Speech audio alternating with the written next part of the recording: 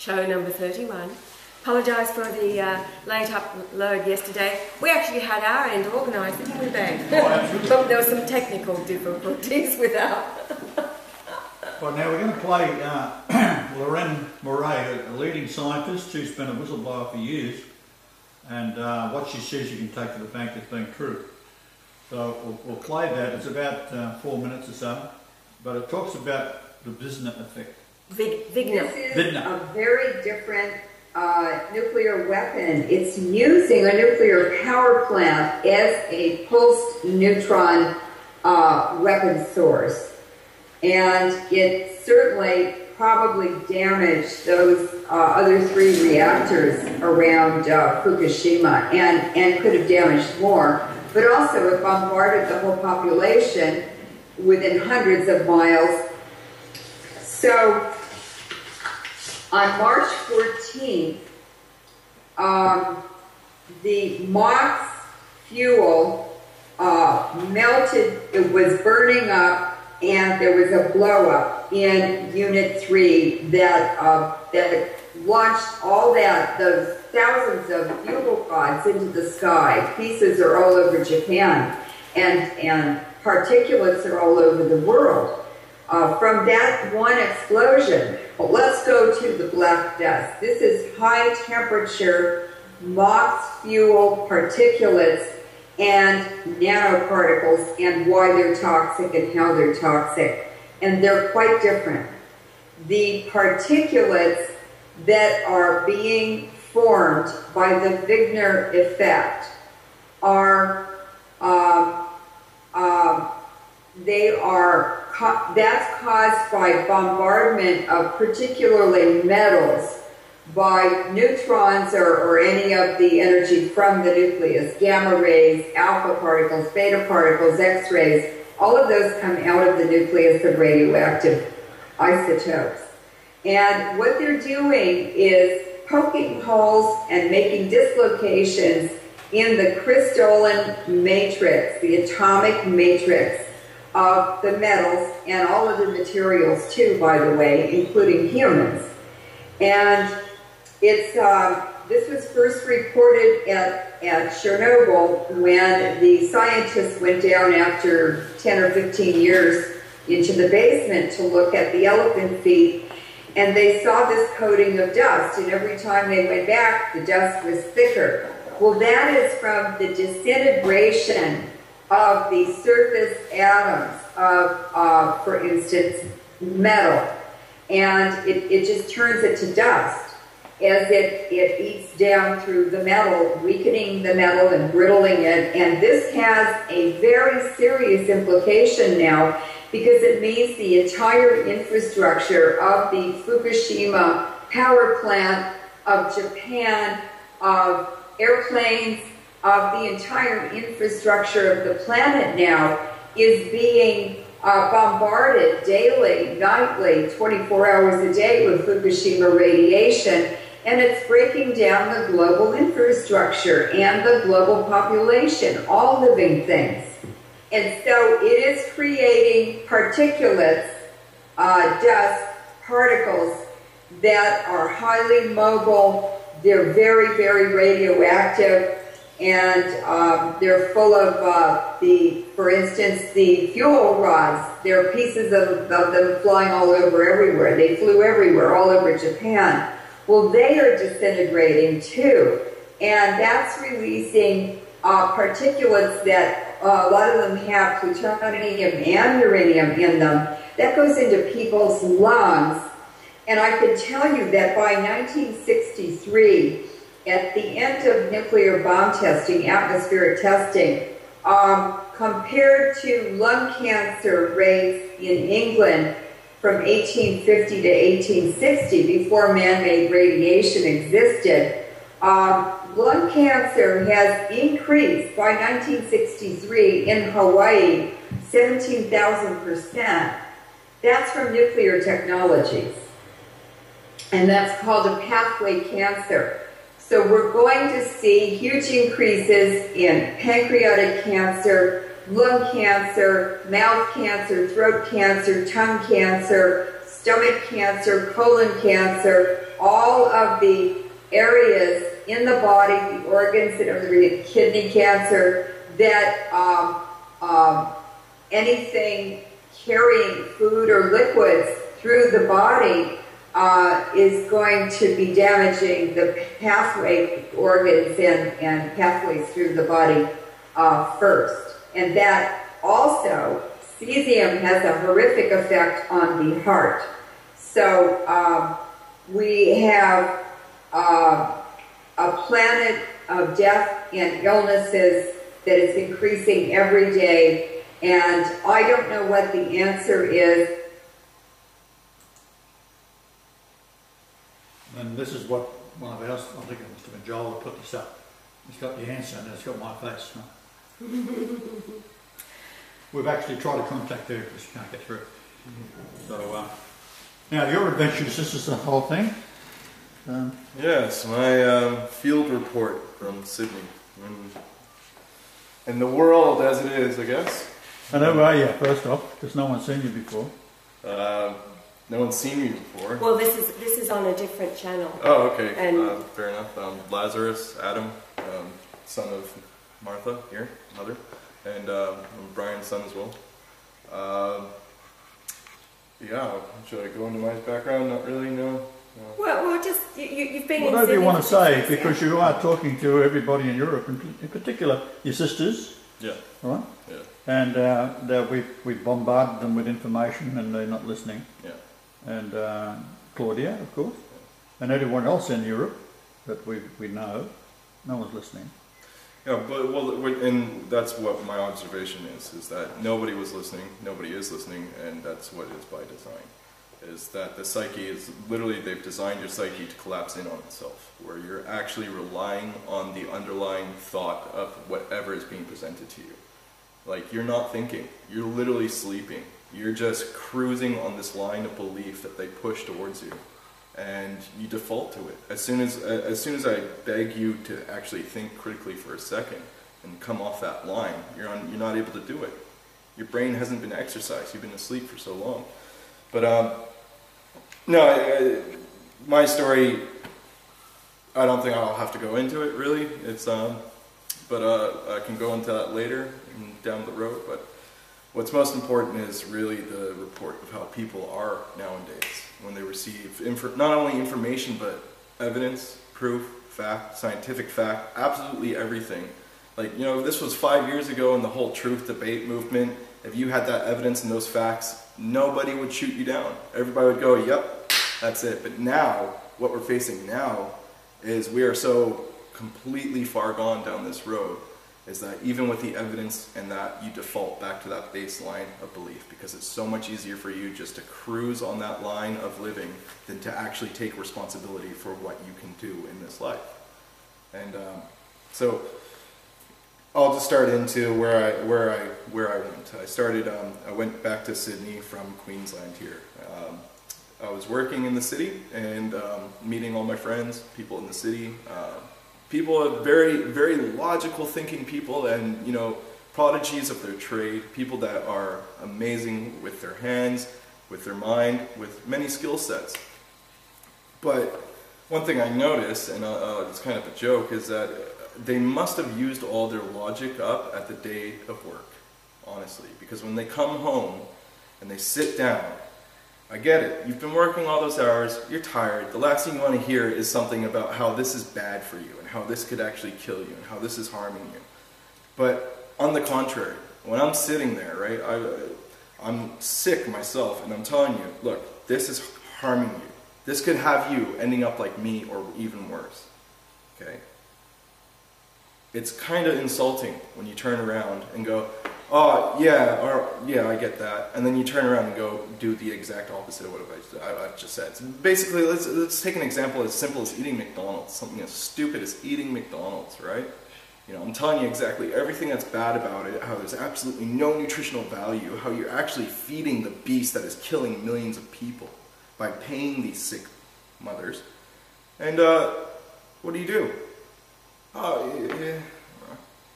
Feeling kind of peckish. I'm going to go get myself a Macca's meal. You know, That's how far we are. That's how far gone we are. You know, I was telling them about Fukushima. All right, I was telling my friends about Fukushima and the radiation. Okay, now they all soaked it in. They were all very receptive. Now the next day, right, it kind of been washed out of their brain with all the television that they had been watching and the copious amount of cannabis that they were smoking. But end result, what sunk in? What sunk in? That's what I'm looking for. I planted that seed. And usually, you know, 5 years ago, 10 years ago, you planted a seed and it's going to sprout. You'll see that sprout and it'll flourish. And it'd be as simple as just the way they start to perceive the world after you had that conversation. You know, the very first minute after you finish that conversation, how they look at things a little bit different. Now, do you know what the only thing they remembered was? If you like dinner, you guys want to go get some sushi? It's a good Japanese restaurant. The fish comes right from Japan. I'm not going to, like, you know, basically the way I see it is everybody on this baseline of just cruising through life and spiritually, physically, mentally, everything. When I see this, I am going to try and, you know, give you a hand. I will try and, you know, mate, when I see you like this, I see your soul hungry. I see you as a physical being, a lazy pile of nothing, because you're not using your brain. You're not utilizing all the gifts that God gave you. And so when I see that, I can't help but try and be like, all right, you're hungry, you're thirsty, your soul is thirsty. I'll bring the water to your lap. I'll bring the meal to your lap. I'll give you absolutely every tool you need to actually free yourself from the guilt that you feel, from the shame that you feel, from the pain, from absolutely everything, from all the dismay, the mystery of the world. I can put that in your lap. But I can't force you to eat it. I'm not going to force you to eat it. It's that simple. But the way everybody is now, it used to be that way. You could put everything in a nice silver platter and they'd gobble it up and then there you go. Another person out there telling the truth. Now, you put it in front of them, they expect you to feed it. Feed it to them. Just get it. And honestly, the only way I see that, you know, you guys can really get away from this, really dismantle this, it's too far gone. It's absolutely too far gone. It would take generations to get rid of this. The indoctrination that you are all so passionate. It's almost like a religion, the way you guys stick to your sciences and your guns that have been proven over and over again through evidence, through actual studies, statistics, actual physical evidence. And no, right, you just disregard it and you push a lie. You push a lie that is just keeping us all in absolute moral depravity, and we're all soulless at the moment. You know, that's how I look at all of you. When I walk down the street and I see everybody on their androids and this glazed look over your guys' eyes. You're asleep, and it's not even like, I don't even like the whole truth movement, you know, that they have where they say, oh, sleep and awake. It's like, no, mate, when do you ever think? When do you ever take yourself out of the box of thinking, have to go to work, have to eat, have to pay this, have to watch TV? Take yourself out of that perspective and actually look at the world as if you just arrived. And you're telling me this is good? This is what God wanted? So, the field report being everybody, and even the people that have knowledge, people that have done the truth movement. Again, you're so absolutely distant from what's actually happening in the world. You're so absolutely distant. And the funniest thing is, I've seen what they've done. Okay, you can have a little bit of truth mixed with a whole lot of BS. And people will think they're truthers, they'll think they're absolute top-notch. Jordan Maxwell's, David Ickey's, Alex Jones's, right? Hell, even Dean Clifford's, right? But the fact is, as soon as you hear a supreme truth, you go right back. You go right back. You go back before you even became a truther. You go back to believing 9/11 was done by 19 Arabs with box cutters from caves, right? That's what you go back to. As soon as you hear the truth about Judaism, about the truth about the Holocaust, as soon as you hear the truth about God and Brian, what do? You revert right back to the state of mind that is destroying the world. All you truthers, you're doing absolutely nothing. Illuminati? Are you kidding me? Illuminati, Freemasonry, all that nonsense? Give me a break. You know these people have names, right? These people have names. They have paper trails, thousands of kilometers long. You know, go look for some fantasy eye in a pyramid. That's not even the Illuminati symbol, mind you. Yeah. So all of you people deceived through this BS. I hope you realize that, you know, when we push these Illuminati theories and we talk to people on the streets in Sydney and we do these certain things, you got to look at the end result. What information are you spreading, and who does it benefit in the end? Honestly, the way I see it, I see it benefiting the people that are running the show to this day, the Jews. Because guess what? Oh, it's Freemasonry. Oh, here it is, it's this. But you're not looking at the actual elephant. You're looking underneath the tail, you're looking underneath the foot, the trunk. Oh, it's Freemasonry, it's communism. It's the Jew. It's the big elephant in the room. And as soon as you try to enlighten people to that, and the way I try to do it, especially in Sydney, is because you can't come out and say anything. You can't come out and say that you're not for homosexuality, for public social acceptance for homosexuality, and you're not for gay marriage. You are posted as being full of hate and bigoted. Except you're not. That's just simply how you feel as a person in their natural state. But you're the one, I'm the one, getting all the backlash. So who's really, now, let's look at the spectrum. Yeah, okay, 20 years ago, 30 years ago, the majority of the people didn't like gay marriage, and it was looked down upon, and yeah, you were probably treated a lot worse than you are today. But now, it's the other side of the spectrum. Anybody against it is full of hatred and is bigoted, is the asshole, is the donkey's end. You know what I mean? And so what I try to do with people, I just try to say, look, with Judaism and the whole homosexuality and multiculturalism, what's the end result? What is your end result with multiculturalism? Please tell me. We all love multiculturalism. What's the end result there, right?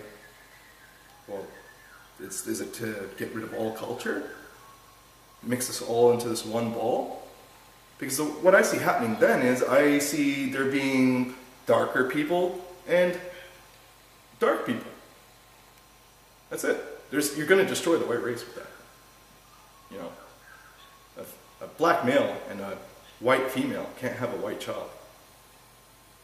A white male and a black female can't have a white child. So this whole multiculturalism that is fueling this and going into our ancestral lands, what is the end of that? And people just, oh, but how can you say we haven't learned anything from the Africans? Are you kidding me? From spear chuckers?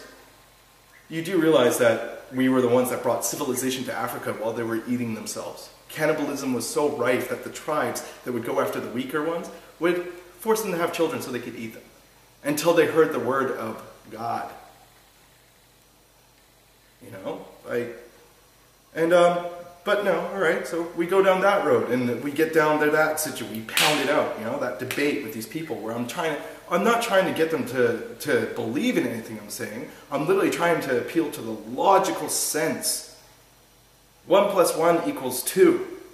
Okay? Forget the 11 that they're trying to make you think it is. It's 2. Okay? And so when we pound out that, we'll go down the other road until it gets down to the baseline, which is the Jew. Now we can debate every single thing to the point. We can go communism, we can go World War II, we can go Hitler, we can do all these things that even, you know, social constructs today that aren't working, economics, everything. And I can have that person not only totally convinced, but actually knowing that what I'm saying is the truth. And they've actually looked it up and they know it themselves. And they'll be right on point. They'll even throw everything that they had to bring to the table away. But as soon as you get to the Jew, what happens? That guilt has been installed so hard. So absolutely hard. 6 million, which is a completely fabricated number. But let's say 6 million, okay. Well, what was it? It was 60 million that died in World War II. 58 million of them were civilians. It was 60 million Russians. Christians. Well, not only that, Bolshevism, from the Bolshevik Revolution, 1917 till 1991, 125 Orthodox Christian Russians and Slavs have been killed by Jewish occupation. 125 million. 125 million. And, well, actually, you know, that's the thing. They actually don't even know the numbers because the Jews, the Bolsheviks actually stopped recording the death rate numbers. So, really, it's probably a lot more than that. Now, what you're seeing in Ukraine, sorry, let's go back to that 6 million figure. Just to appeal for logic's sake, because this is a point I try to use for everybody. Okay, all right, fair enough. 6 million. We're focusing on that. But at the same time, you had 10 million Ukrainians killed by the Bolsheviks. You know, you had 4 million Hungarians, right? Polish people, you had 6 million, something over 6 million Polish people, right? All these Slavic people just absolutely being slaughtered. Now, what do you say about that? You know, and that was done by a Jewish-occupied Bolshevik communist government.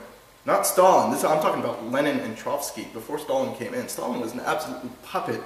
When you actually go through the history of how that whole movement started, they regarded Stalin, they patronized him. He was the gopher. He would go get their coffees.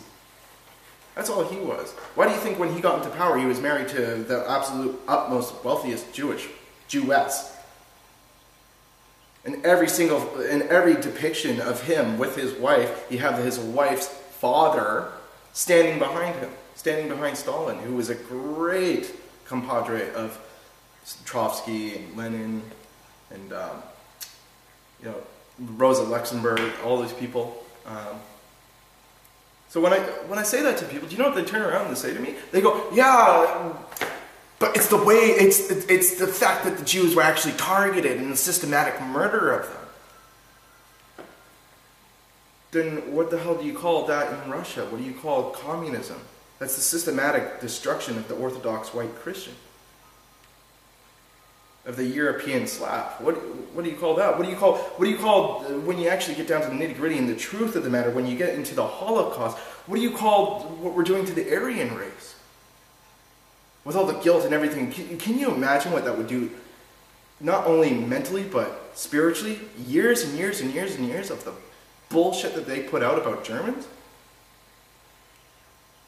So, and people are quick to defend, quick to bring up their shields and guns for the Jewish Holocaust theory. And they always know somebody who has Absolutely. a survivor. Absolutely, and that's another one. But you know, what I'm trying to basically get across here is that there is no logic anymore. There's a refusal for it. It's not just willful ignorance anymore. It's pretty damn well a decision. And it's getting to the point where we're really going to see the true heads separated from the weak. Like it's gotten to that point where, you know, people that I thought were a shoo-in, all the way to, I'm like, you know what, I got my money on him to the last single second of the game. No, absolutely not. None of you. None of you. It's shocking. It's absolutely shocking. I got by about that. My biggest thing was addiction to cannabis and all this other shit and making excuses in my life. No, fuck no. It's really simple, guys. It's really easy. And like this, I'm appealing to the listeners right now, the followers. Anybody else that's, you know, listening to me and thinks I'm full of shit and doesn't understand what I'm saying, great, fantastic. But guys, seriously, just cut the nonsense. Smoking, all this nonsense, all this stuff that you think is really hard to quit, even if it's a physical addiction, you should see the sciences and the studies done behind the power of belief and thought. You only make it as hard as you really want it to be. Seriously, dude. That's as baseline as it gets. Now, for everybody else that's kind of listening to this and know that I'm speaking the truth and starting to get that little anxiety inside of them, that's starting to think, oh God, I may sound crazy because I haven't actually gone into the whole logical debate, you know. But if you're actually feeling that anxiousness, I would suggest start, like I said, start looking at the world as if you just arrived. That's the logic that you need to start from. And do you know what that logic is? That's the logic of a 4-year-old kid. It's really simple, you know. So, with that, what do you think? So how have you, for those of our followers who've known Adam for years, and the subject of smoking cannabis and marijuana, and medicinally we know, and it is a marvellous plant, and it will be, in the future, it will be utilised for every marvellous benefit that it has. But you've spent many years, haven't you, stoned. Look, it did help me, right, for the ailments that I was experiencing at the time.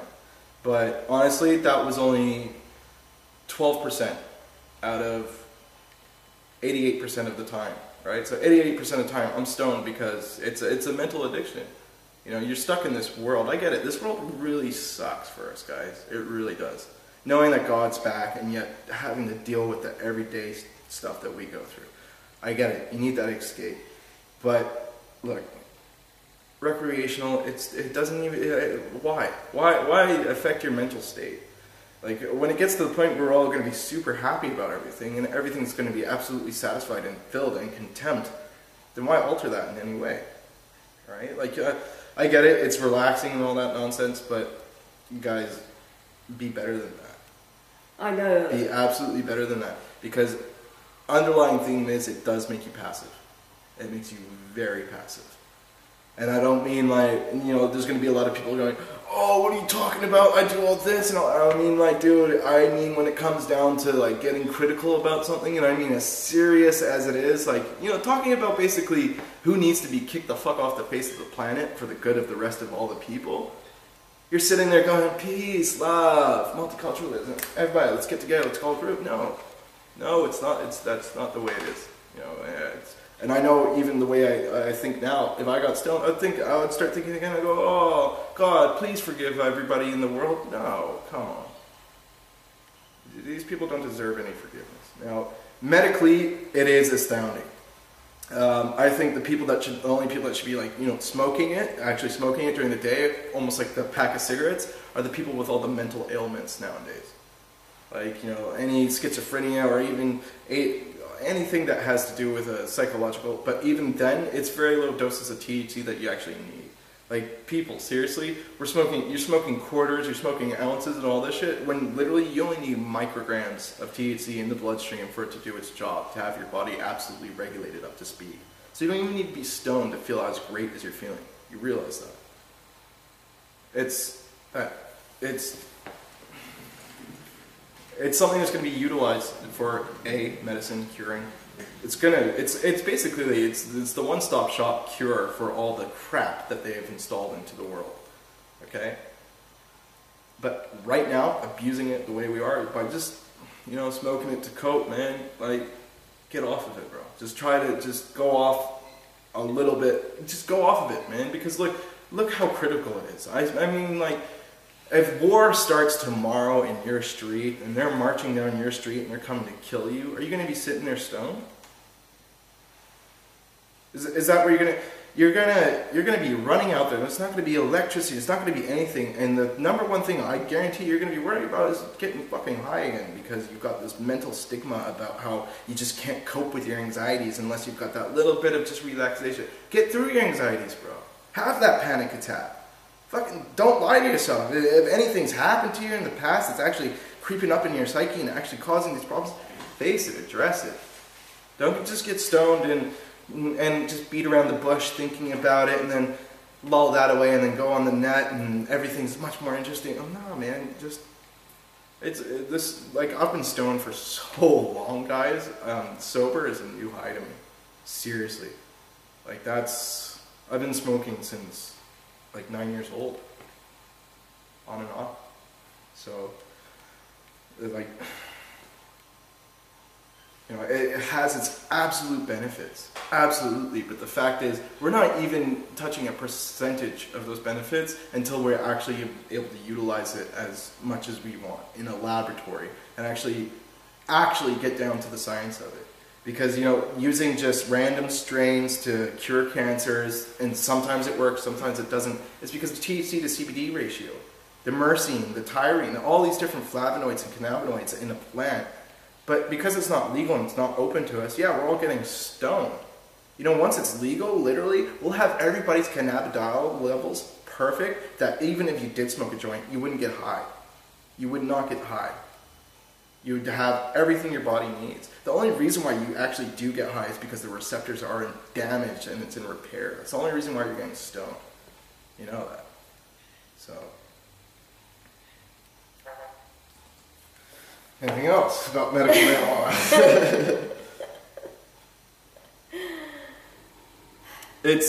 Guys, look, it's something that needs to be used in moderation, even as medicine. Because a little bit goes so far. It goes absolutely so far. I think it's something that I think it's a beautiful plant that even tugs on your free will aspect and your own moral judgment and your own foundation of how to go about in the world. I think it'd be a great test to see who can grow it, harvest it, and do everything without smoking it. The smokers that have been smoking for ages. That's going to be, that's what I can't wait to do. I can't wait to actually be growing it and actually making something from it instead of actually smoking this shit. Getting stoned off it. Not many people can say that in the cannabis industry.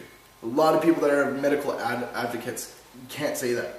And a lot of you people out there in the cannabis community, in the cannabis culture, you're all fucked. All you heads of pioneers, greenhouse seeds, even fucking organic man seeds, all you top-notch industry folk in the cannabis industry and that claim to be for the people medically and all that, you're all fucked in the head. You're all liars.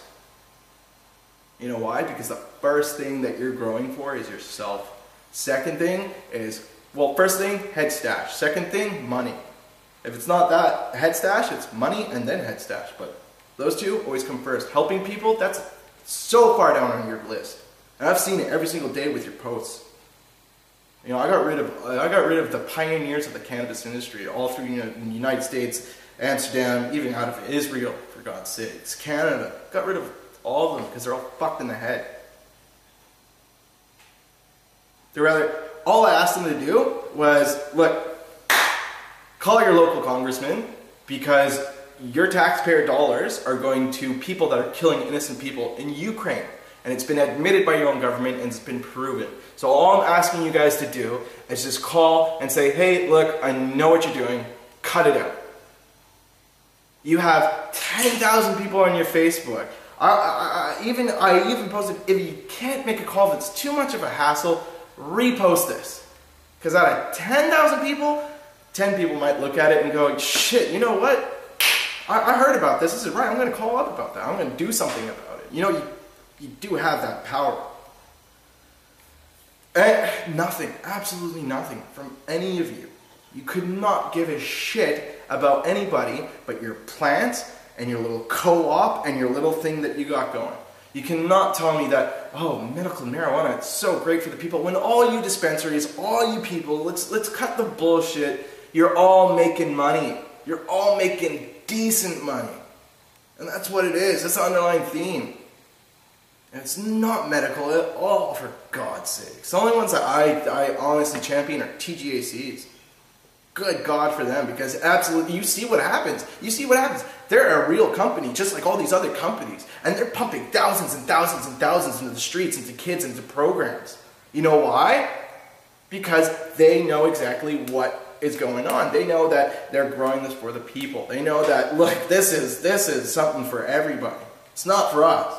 But then look at 99% of all the other companies. What are they doing? They're reinvesting in advertising, for fuck's sakes. It's gone so far, guys. Gone absolutely so far. Every single culture has been ruined, except for the dominant filth. Every single one. Cannabis, graffiti, skateboarding, those are my niches. Those are my niches. Those are the people I know. It's all ruined. That was something that was started from the ground up as well. Started by us, for us, young generations. It's gone. And that was only the 70s made. So think about all the things that hundreds of years ago, everything that we knew, that we our ancestors, that God, Yah himself, had installed into us, that infinite, undying wisdom. It's called your conscience, it's called your heart, right? It's gone. It's absolutely gone. And what's left? Seriously, what's left? Bit of a rant. Well done. Jonathan Williams recorded in his book Legions of Satan, written in 1781, that General Cornwallis reveals to General Washington that a holy war will now begin on America. And when it is ended, America will supposedly be the citadel of freedom, but her millions will unknowingly be the loyal subjects of the crown. Cornwallis went on to explain what would seem to be a self-contradiction, and he said this, quote, "Your churches will be used to teach the Jews' religion, and in less than 200 years, the whole nation will be working for divine world government. That government that they believe to be divine will be the British Empire. All religions will be permeated with Judaism without even being noticed by the masses, and they will all be under the invisible, all-seeing eye of the grand architect of Freemasonry." And indeed, George Washington himself, ladies and gentlemen, was a Freemason, and he gave back through false religion what he had won with his army. This divine world government that Cornwallis spoke of was the religion of the New World Order. Now, the Jewish religion that Cornwallis was talking about is not the religion that most Jews in this world practice, but a new, secular, humanistic view that came out of the lodge of the mysteries, promoted under international Zionism and the concept of British Israelism. It is the tenet that the Anglo-Aryan race are the true Israelites, and because of that, their royal family, being descended from the house of David in a direct line and in relationship to Jesus Christ himself, have the divine right to rule. One of the myths that are propounded, and you will see more and more of it, is that Jesus did not die on the cross, but entered into a sexual relationship which may have included marriage with Mary of Magdalene, and founded the Merovingian bloodline of kings which began the European dynasties, and this is passed on in secret from father to son and mother to daughter, even unto this day.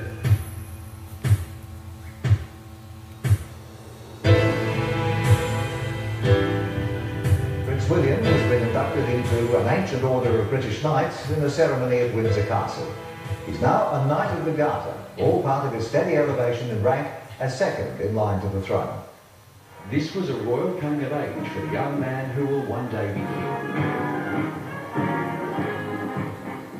Well, Prince William is walking slightly ahead of the Queen and the Duke of Edinburgh. They are bringing up the rear of that procession there. Prince William emerging for the very first time.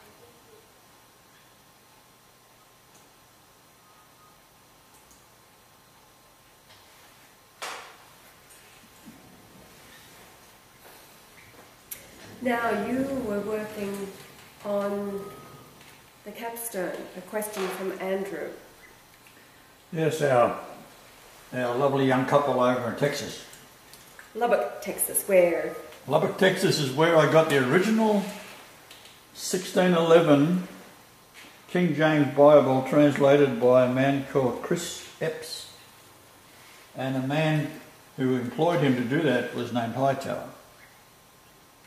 Now, his company was raided and all of his database was lost. And I called him up in Lubbock, Texas, talking to him. And he said if I could restore his lost database, he'd give me half the company that owned the King James Bible, which I did. Right. And he wanted to locate Chris Epps. He said he couldn't find him anywhere. Well, this Chris Epps was an angel. So I just summoned him to contact him and he got back in business, right? Because the original King James Bible, you could say King James got even with the Freemasons for beheading his mother. And he was a man with William Shakespeare, who was named Edward de Vere, that put together the manuscript that was handed to them by the Freemasons out of the Freemason universities by Francis Bacon. And he had the opportunity to get even once and for all. And this is all the codes that he encoded with William Shakespeare, which was only possible because he was the first righteous king to sit upon the sacred stone of destiny that was stolen by Edward I on July the 4th in 1296 for protection, while the 13 competitors were competing for the throne of Scotland. Now, when you're in the royal family, you know who the true royal family is. So what he did, he left codes in it with the name Golightly. And how he did it was this. When King William the Lion of Scotland, his son died after becoming king, he was Alexander II.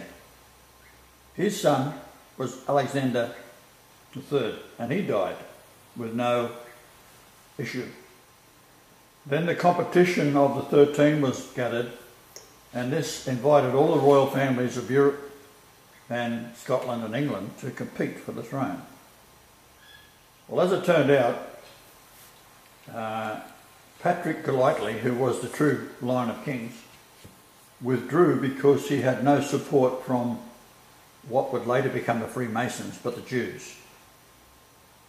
And because he withdrew, King James, his lineage, became king. So it's a secondary lineage from Robert Bruce. Now,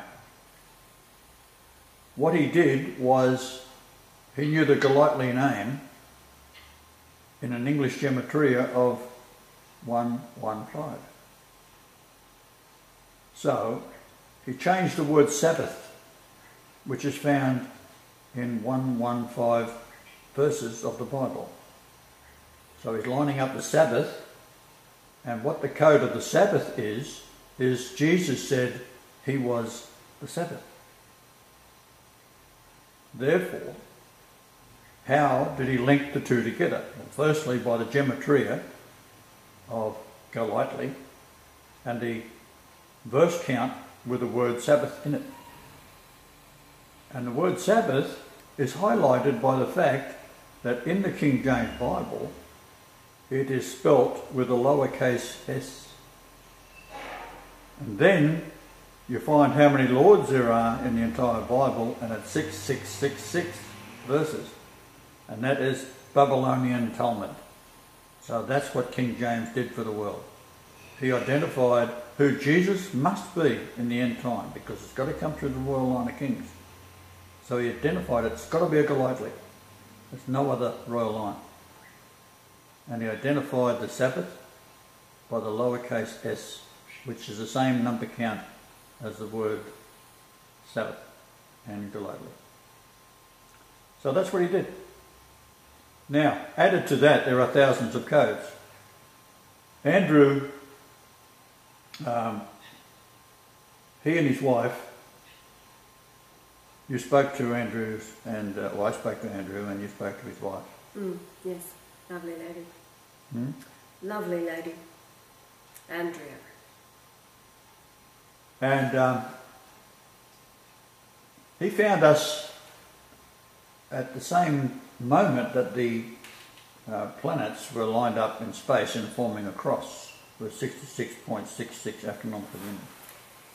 Yes, the 26th of June, 4 years ago. Right. Today's the 27th in Australia.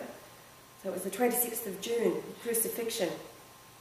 Now I've noticed with Andrew, he is so brilliant in his mind that no matter what I mention, he knows it all backwards. He sucked it up big time. Yes, like a sponge. So he asked me, had I ever considered doing the cubic area and volume of the levels of the pyramid up to, say, the peak being 5813 pyramid inches high, then going down to the next height, which is the platform where the rejected capstone is to fit. So I looked into that, and to my pleasure, amazement once again, that you take the base, which is in its perfect size, 9131.06 wide, so times 4 is 365.24 inches, 100 years, when you say that one day is a pyramid inch.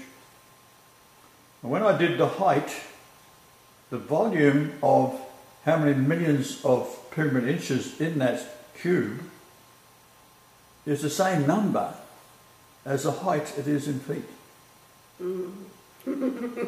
So then I thought, this is very interesting. So I then did the platform where the capstone is rejected because it's too big to fit. That's what it was. That's the whole idea of the Bible itself, is that the capstone, the reality is that it's too hard to believe that actually the Lord is actually coming back. God himself is coming to the earth. No, can't believe that. They can believe the devil, they believe Lucifer, but they don't believe God himself is coming down to straighten everything out. So the height of the capstone where it was to sit on the summit platform, that number in cubic inches, so you take the width of it, 9131.06, make a square out of that, and then go to a height, make a cube out of it, to the height of the platform, and that number in millions of cubic inches, pyramid inches, is the same number as the height in feet. So I then did the 35th layer of masonry, and the centre line of that, it's 50 pyramid inches thick, so it stands out because it's much wider or higher than all the other.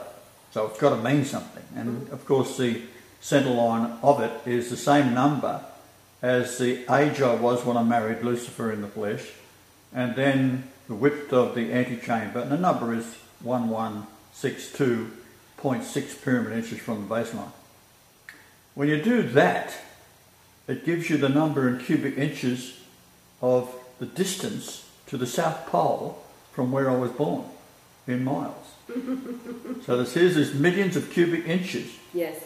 Starts off with the 4 numbers. 3877. 3877, which is how many times the word God is found and how many miles it was from St. Margaret's maternity, Catholic. It's the verse count containing 3 gods. Right, containing that. So then you take the pyramid itself, and with the CAD program, you can get it to calculate the centre of it. The centre of it, down from the peak, is the number for comforter, which is the distance from where I was born, the house I grew up in, to the South Pole, 3875 pyramid inches, 3875 miles. So you can see that Andrew and his wife, and she's also very much into watching our videos, and a lovely lady she is as well, a lovely family. That family unit has been divinely inspired to tell me something I didn't know.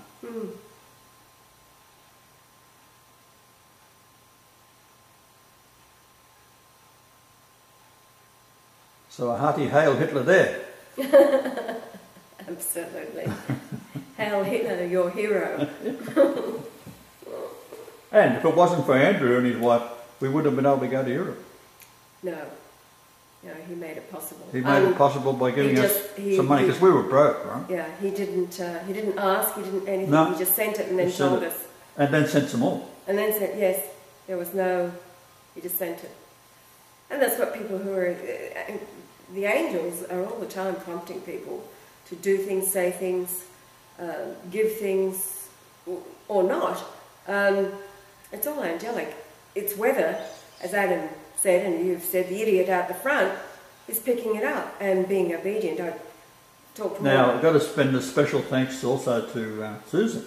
Yes, I sent her a message. She She was sent inspired. us $115. Well, she was inspired. It was her Jesus' birthday last week, and so she was inspired to send 100 francs, Swiss francs, which converted to 115, which is Golightly, which is Sabbath, the subject of today. That, ladies and gentlemen of the jury, is my case, right? And I'm sticking to it.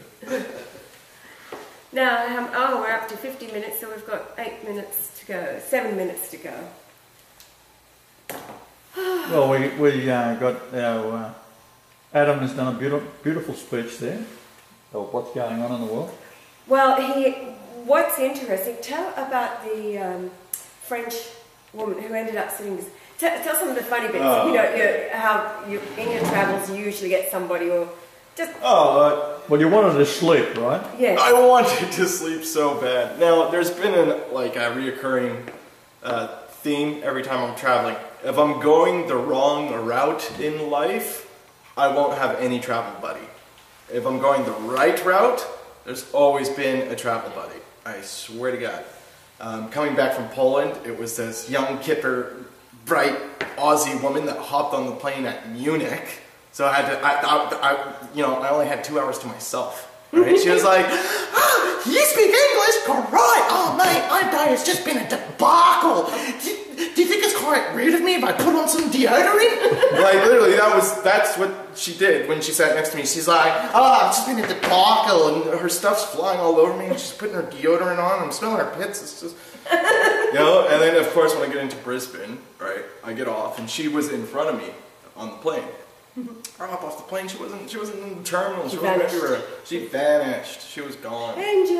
And I couldn't find her on Facebook either, right? So, anyways. Now coming back from Sydney, I had this French student, right? And I thought she was German, so I asked her when we stopped. I was like, "Are you German by any chance?" She's like, "No. Can't you tell by my accent I'm French?" And I'm like, "Oh, okay. What are you doing?" Yada yada yada. So we get back on the bus, and we all have our own segregated seats, right, that we're all assigned to, and she just hops into mine immediately and grabs the phone out of my hand. She goes, "Show me your music." And I'm like, okay. And then she's like, "Oh, but is it okay if I sit here? I don't want to be wrong." I'm like, "Yeah, it's fine, Tell how tired you were. I was absolutely exhausted, alright? I got no sleep the night before because a dog was keeping me up, and we had old mate, 50 years old, he was watching television all night. So, and I had to get up at 3:30 in the morning to be out of the house at 4, right? To get up to get to where I was getting a ride into the city with Chris. Now, mind you, my bus doesn't come for another 13 and a half hours. 5:30 in the evening. 5:30 in the evening. So I end up getting into Leichhardt, right, at about 7 o'clock, 6:30, 7 o'clock. Now I won't say who was driving, but put it this way. The event it was supposed to be 3 of us in the heavy rigid vehicle going down into Sydney. We get to Pheasant's Nest and we get a phone call, and the guy's going, "I'm right behind you! Why didn't you wait for me?" And it was one of the workers, and I was in his spot. Oh. And Chris was like, so we pulled off at Pheasant's Nest. And I couldn't go in the actual back of the truck, because if they get pulled over and searched, it's just like, you've got a Canadian in your removalist vehicle. Away. Yeah. So what happened was I actually laid down in the cab behind it. I got absolutely no sleep on the trip up because that's what I'm dealing with. So I get on this bus, and I literally sit on the bus, and I'm like, man, this is so perfect. Like, I'm going to sleep for the first time. All the way there. Angels, thank you, And then I did. I fell asleep and got onto that first stop, and that's when, I asked her. I was just like, curious, right? Because I seen her writing stuff down, and I'm like, if she's German, I'm going to go up and write Ernst Zundel, Mark Weber, Justice for Germans, and, But no, she turns out to be French. Sits down next to me, and it starts off with music, and going into music, And then, of course, what does it roll into? It goes into everything. It was put it this way. By the time we finally like stopped talking and she left me alone, and it was like, please, I'm just tired. I just want to sleep. I just want to sleep. It was about 4:30 in the morning, 4 o'clock in the morning. and of course, like, you know, I'm like, oh, please, like, where is she getting off? And she's like, oh, I'm going to Brisbane. And I'm like, oh, cool, all right, fantastic. So I'm stuck here until that happens, right? Now, the bus driver tells us not to recline in our seats when someone goes behind us, but he says, now this is why I'm giving you an assigned seat, so you won't have anybody behind you. Lo and behold, I had someone behind me, so I couldn't recline. So I'm sitting like this, trying to get some sleep, right? Long story short, she must have been an angel, because we had the gnarliest debate, and at the end she basically conceded. She was just, all right, that's it, she gives up. She had nothing. But so she was testing you, it prodding you, bloody pushing strenuous. you, stretching.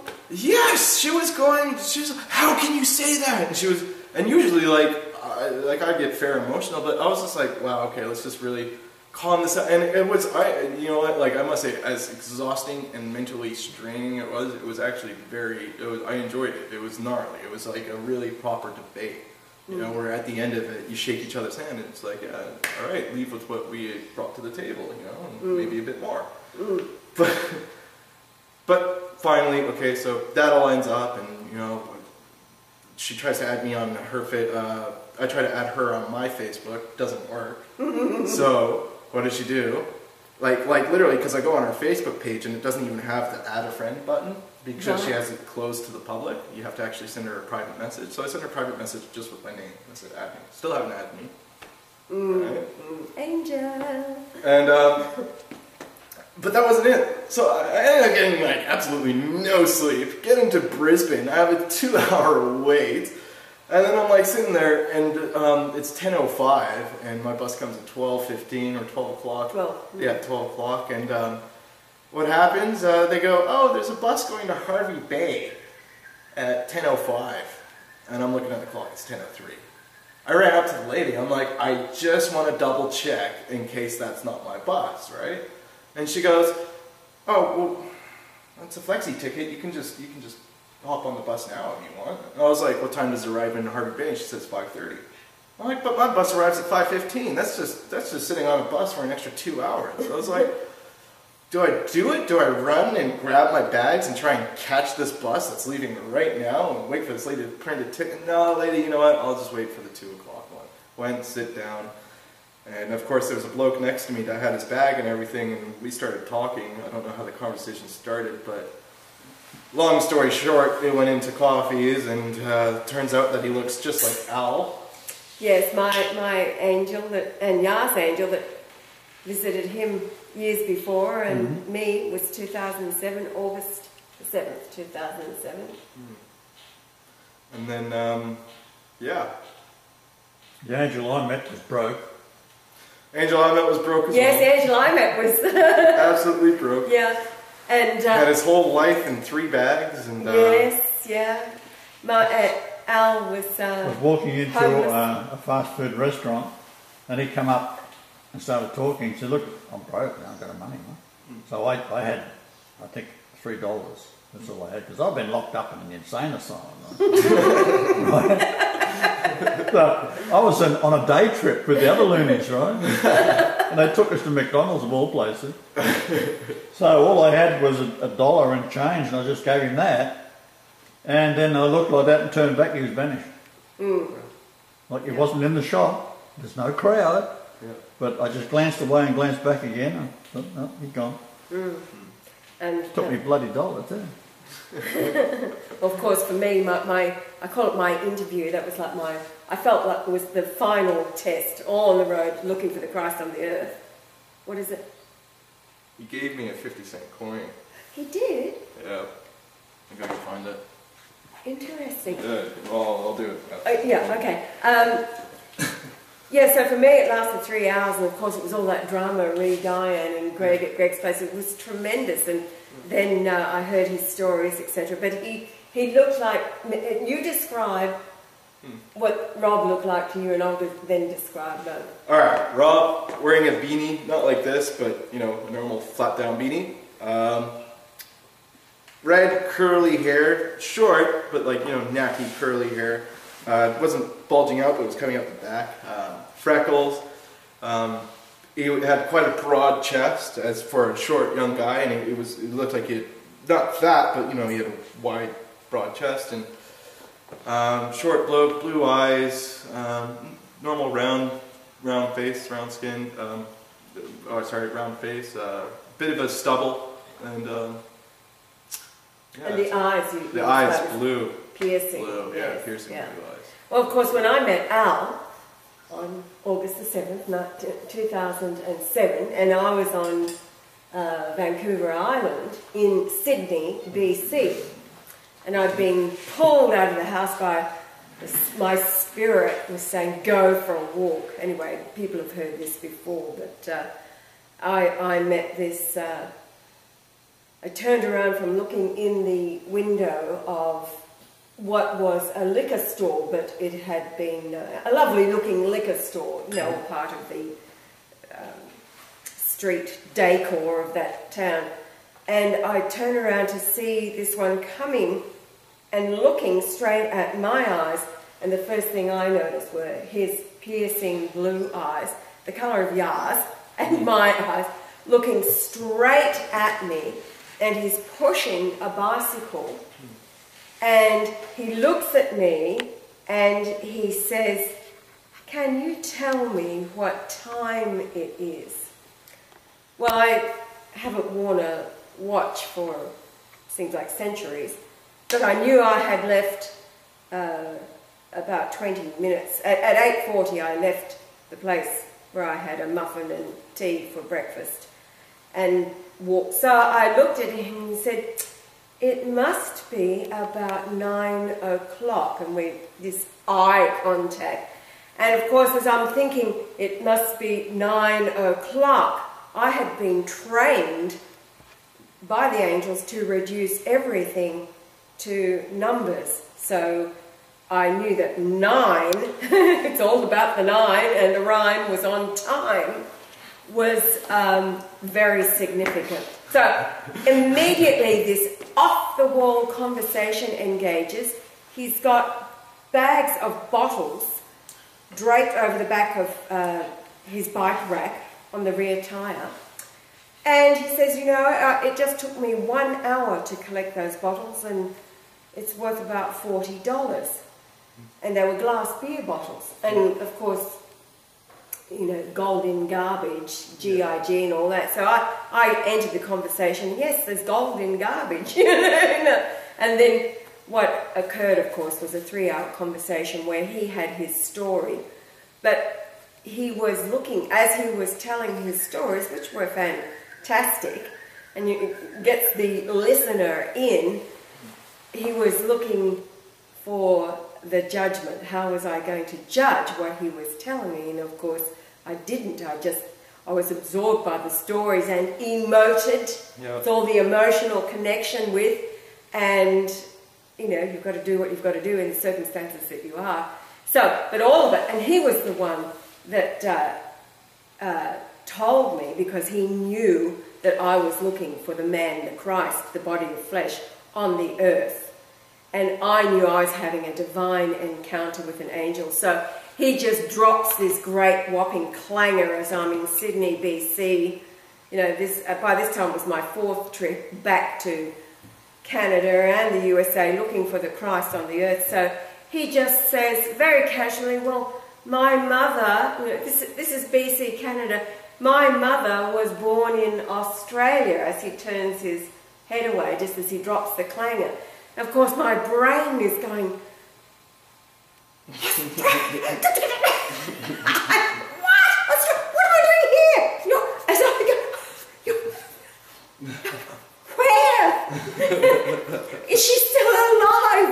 He said, oh, I don't know. Like, is she still alive to ask her? No. And he says, as I go, didn't know if his mother was still alive. No, he didn't. he knew she wasn't alive to ask, because I said, where in Australia? He says, I don't know. So is your mother still alive to ask? I'm like, phone her right now. It was going to be my next.